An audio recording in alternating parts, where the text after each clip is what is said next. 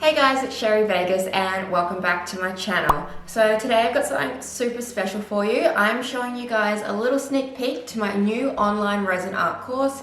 This course goes from beginner basics all the way up to intermediate, and I am doing this as kind of a re-update. I have so much more knowledge than what I did when I filmed my first original resin art tips and tricks. So I'm going to give you guys a little sneak peek into it, and if you like it, at the end you can find all the links and everything to how you can go and subscribe to this online course.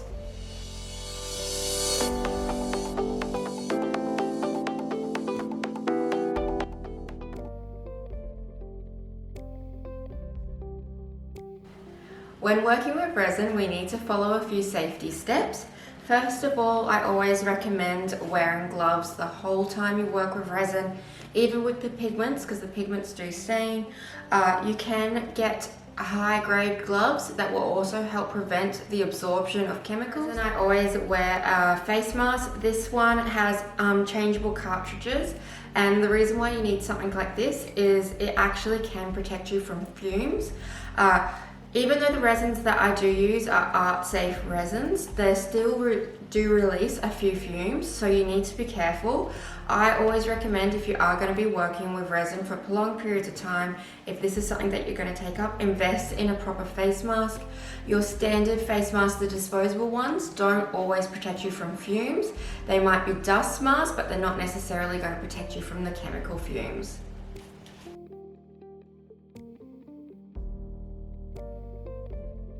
Now I'm just going to go over all of my essential supplies when I work with resin. One of them being a leveler. This is really important. You need to make sure that the surface that you're working on is level. If you are slightly off, you will notice that by the time your resin fully sets, all of your resin will be pouring off to one side. So a leveler is very important. You can get the foam apps, or you can just pick up one of these from the hardware.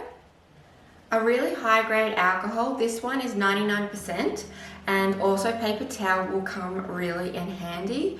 If you get resin on yourself, you can always use alcohol to wipe it off, or if you accidentally spill resin on a part of your board that you do not want it, alcohol and some paper towel will get it straight off. Paper towel is also great to just have on hand to clean all of your equipment in between uses. So some mixing tools that are reusable are super handy. These are just plastic spatulas and they work great to mix with. I've also got these which will help create different effects in my resin. So it's great to have these on hand. Plus, after you've worked with them, all you need to do is get your alcohol and your paper towel and give them a wipe down, and you can constantly reuse these, so that way you have less waste.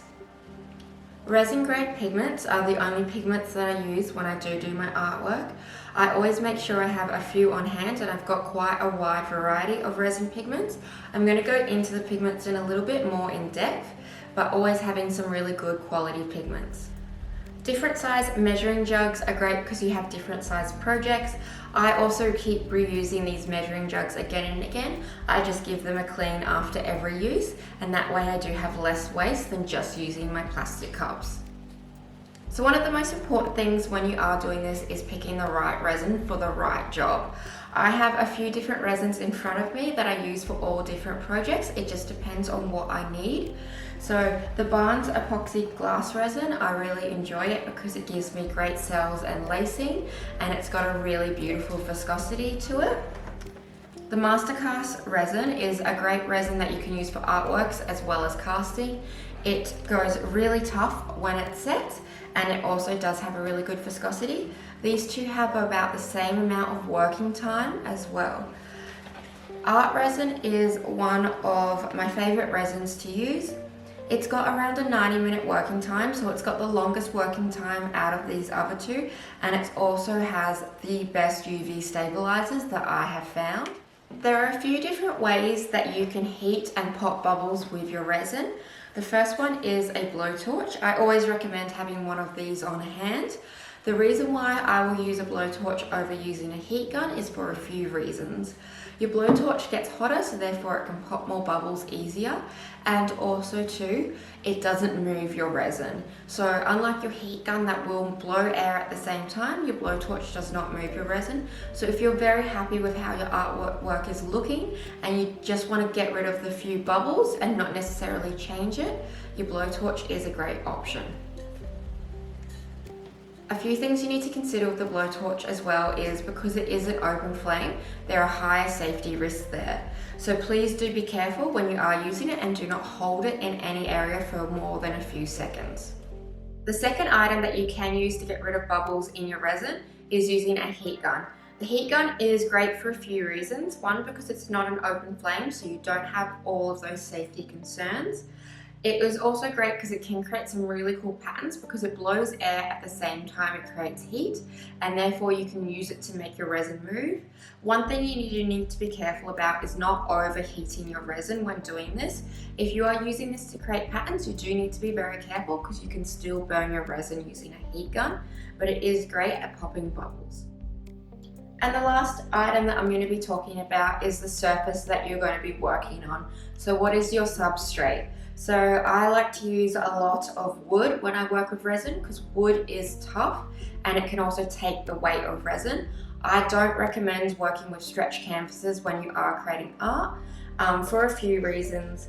Because of stretch canvas is stretched across, the resin when it goes on tends to sink into the middle because it's self-leveling. So by using a wooden board that's made out of birch or MDF, you're not going to have that issue that you would with stretch canvas. All I do to set this up is just give it a little prime with some house paint, and that is it. This is just an MDF board. You can also use wooden chopping boards or birch wood boards. They're all great to work on with resin. As long as you have them nice and level, you're not going to have any issues with them.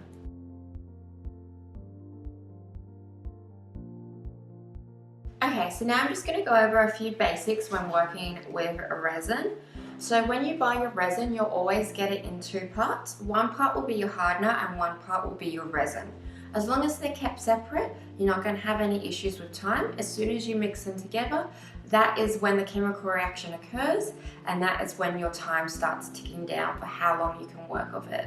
When I look for resin, I try to find a resin that both part A and part B are clear. If one part is yellow, it either means it's about to go off, or it means that it doesn't have good UV resistance.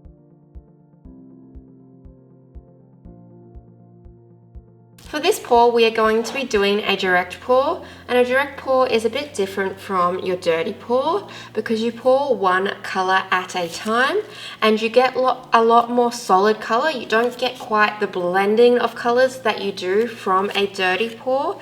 So I've got a few of my colors set up, but what I also wanted to mention is before you start working on any sort of resin project, you always place it up high because resin self-levels and it pours out and it will drip over the edges. So if you have it directly onto your table, when the resin sets, it's actually going to set to your table. So it's always important to keep it up high so that way when your resin drips off, it doesn't have anywhere to stick to. I also always cover my tables in really thick plastic, and I get this from Spotlight, and it just means when your resin does dry, you can just peel it straight off and keep reusing it, and it protects your tables as well.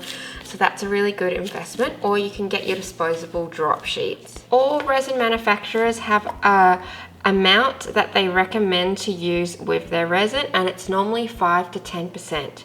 If you add more than 5 to 10% pigment into your resin, you're going to have issues where it will set your resin too fast, making it go very gloopy and very jelly, and you're not going to be able to work with it in the time that you want to work with it. Or if you use pigments that aren't designed to go with your resin, you're going to have issues with how they chemically react. A lot of artists that I've seen, use acrylic paints, Indian paints, alcohol inks. None of those have been designed to work with resin, and you're going to have issues with the chemical reaction because acrylic paints do contain water, and water and resin don't mix. They're also really lowly pigmented, so generally to get the color payout that you want, you do have to put quite a lot of pigment into your cups, and that throws out your 1-to-1 ratio of resin. So Most of the resins that you work with are your 1-to-1 ratio, and if you add too much of a third item, it throws that ratio out.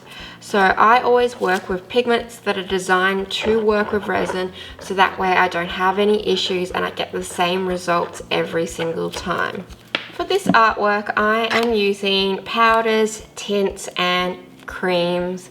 I have loved to use different varieties because it helps me create different patterns and depth and cells. So the first color that I'm using is the Resi Tint Max, and this is the titanium white, and this is in a cream. Then I am using the blue, and this is from Langridge, and it's a powder. I also am using a tint, and this is a translucent color, and it's turquoise. And this is from Barnes. Then I have my Artisu, which is anywhere from sheer to opaque, depending on how much you add into it. And this is called turquoise. I've got my silver that I showed you before.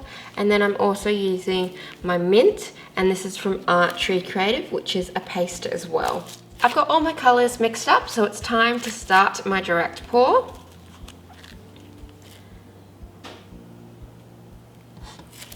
You can do your direct pour however you like to do it. I am going to be layering a few of these colors over the top of each other, so that way I can get some really gorgeous cells popping up through.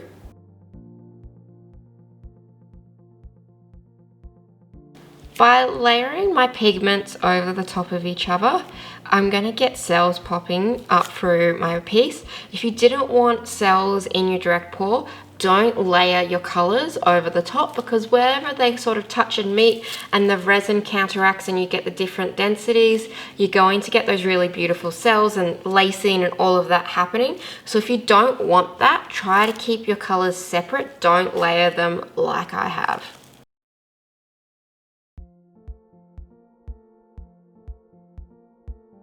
Now, any negative space area, you can just sort of push your resin out to just get it covering.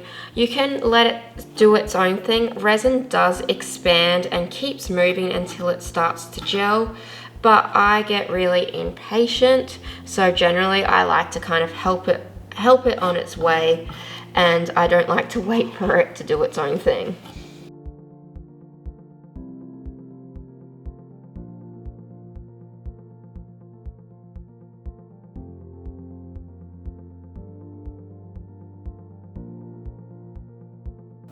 Another great way that you can create patterns is by tilting your board, moving it around. You're going to get it stretching the pigment out and creating really cool effects and flowing through.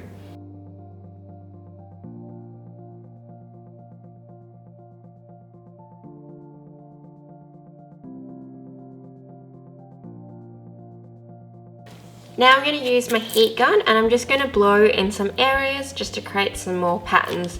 So I do tend to work with both my heat gun and my blowtorch, just depending on the effects that I'm going for. I do recommend keeping both of these on hand, just because I now want to blow a little bit of resin that way, and the heat gun is going to be great to do that. If you're liking this video so far, please do give it a big thumbs up, and don't forget to subscribe to my channel. And this is just a really small little sneak peek about what you get in my online course. I go really in depth into resin and how it works, color theory, pigments. Like, this is just the tiniest little snippet. Honestly, if you've gotten something out of this, you're going to get a lot more out of my online course, and you also get 45% off if you use the code word YouTube. So that's to all of my YouTube family. If you're wanting to get more into resin, then this is the online course for you. A direct pour is great if you want to do a monochromatic color scheme, because you don't lose the individual colors like you do in a dirty pour. I can still see my translucent to my navy, to my turquoise, to my mint. I can still see the depth and the individuality in each color. So if you were wanting to do more of a monochromatic color scheme, like I know I've got my white and my mint, that's a bit contrasting, but I did have, like, it's more of that blue color, you still get that really beautiful color coming through, and you don't lose that. So that is one of the benefits over doing a dirty, overdoing a direct pour is the fact that you can pick colors that are a bit more similar, but yet you'll still see them and you'll see the difference coming up through.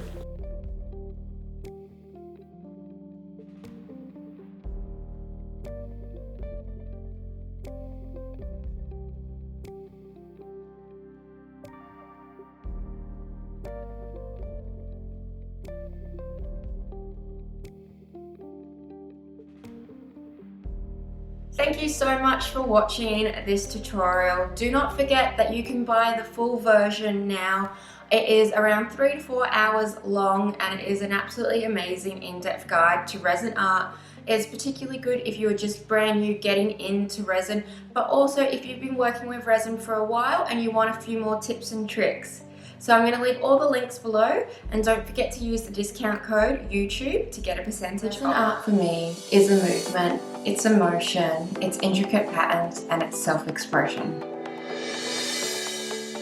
My name is Sheri Vegas, and today I'm going to share with you my passion and my knowledge from my chosen medium, resin. I'm going to show you what you need to know before you get started in the world of resin art. In this class, we'll go over basics all the way up to intermediate techniques that every resin artist should know. What I love most about resin is that you don't need a fine arts background or any experience to get started, just the desire to create.